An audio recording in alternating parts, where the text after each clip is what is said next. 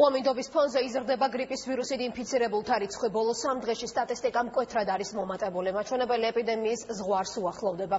დღეს კლინიკებში პაციენტთა მიმართვიანობა შედარებით შემცირდა, თუმცა პირველადი ჯანდაცვის უწყებები კვლავ საგანგებო რეჟიმში განაგრძობენ მუშაობას.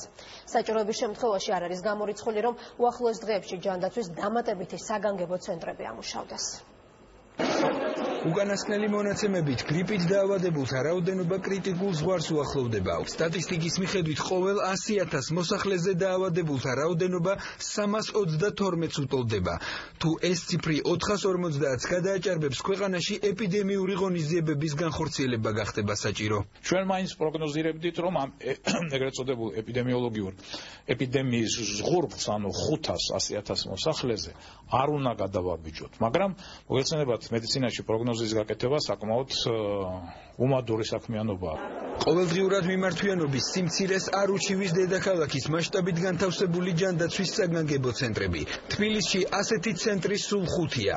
საგანგებო ცენტრებში ადასტურებენ, რომ მიმართვიანობამ დღეს იკლო, თუმცა პაციენტების რაოდენობა მაინც დიდია. დღეს შედარებით სიმშვიდეარი ნაკადმა იკლო. შაბათი იყო პიკი ამ მომართვიანობის, კვირას ცოტა ნაკადმა მოიკლო. პანიკა არ არის. გრიპის მაგვარი სიმპტომებით დღესდღეობით მოგმართლა უკვე 40-მდე პაციენტმა. გრიპის დიაგნოზი დაისვა მხოლოდ და მხოლოდ 6 შემთხვევაში. გრიპის ვირუსული შემთხვევების მატების შემთხვევაში საგანგებო ცენტრების რაოდენობა გაიზრდება.